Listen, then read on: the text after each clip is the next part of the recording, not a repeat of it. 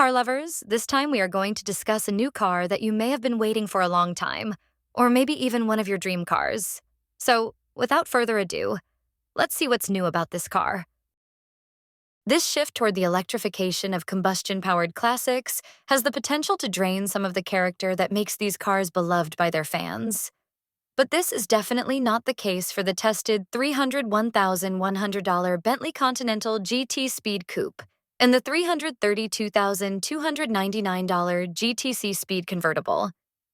The hardtop and folding soft-top variants are both propelled by the same 591 horsepower 4.0-liter twin turbocharged V8, backed by a 188 horsepower hybrid electric motor to produce a combined 771 horsepower and 738 pound-feet of torque. This drives through the same dual-clutch 8-speed transmission as before, sending power to all four wheels. Because it is supported by the hybrid electric motor, any potential turbo lag from the V8 is not a concern, so Bentley selected single-scroll turbochargers for this application to reduce complexity. They tolerate hotter exhaust temperatures than dual-scroll turbos, so the Continental's V8 can run hotter to produce cleaner exhaust. The engine eschews cylinder deactivation hardware too, because rather than reducing the engine's output in low-power situations, the electric motor lets the V8 switch off entirely. The previous generation version used the 650 horsepower 6.0-liter twin-turbocharged W12 engine, which provided less power and torque. Replacing that big engine with a smaller one at the front of the car and installing the plug-in hybrid system's 25.9 kilowatt-hour battery at the rear brings the Continental's front-rear balance to 49/51. This, along with the magical torque vectoring system, makes the Continental GTC Speed remarkably agile in the relentless alpine switchbacks of my drive outside Andermatt, Switzerland.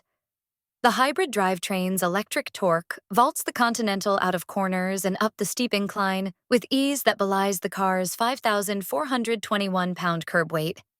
The 11-kilowatt Level 2 charging system can refill the battery in less than 3 hours. The Continental benefits from a 48-volt active anti-roll control system called Bentley Dynamic Ride, 2-chamber air springs, and dual-valve dampers, which all contribute to its agility and ride. The enormous 22-inch Pirelli tires provide ample grip while cornering, and the optional carbon ceramic brakes, 420mm front rotor, 410mm rear, effectively shed speed on the entry to slow corners. The brake pedal is progressive, without being grabby, as befits a grand touring car like the Continental. Impressively, the 22-inch wheels do not inflict the usual penalty on ride comfort that comes from having so little tire sidewall to absorb impacts thanks to the advanced suspension components. Driving in full electric mode, there is still 188 horsepower on tap for a distance of as much as 50 miles, and at speeds as high as 87 miles per hour, making the hushed EV mode very usable in regular driving. Press past the 75% mark on the accelerator pedal, and the V8 rumbles to life to contribute its muscle. Hold the pedal down and you'll reach 60 miles per hour in 3.1 seconds. Keep it there. And Bentley says you'll eventually reach 208 miles per hour if the road is long and straight enough. My co-driver voiced disapproval of the 84 miles per hour she said the speedometer briefly indicated in a sprint between corners. I was busy, so I didn't see it. There is as much technology in the cabin as under the Continental's hood. The infotainment system now supports wireless Apple CarPlay and Android Auto for smartphone pairing.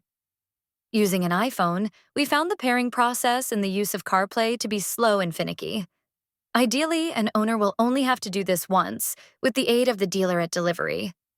But driving through twists and turns in both the convertible and the coupe did provide the opportunity to put the Continental GTC's structural rigidity to the test. Usually, in such back-to-back drives, the loss of stiffness that comes from removing the roof becomes apparent, through an increase in vibration and shudders through the chassis.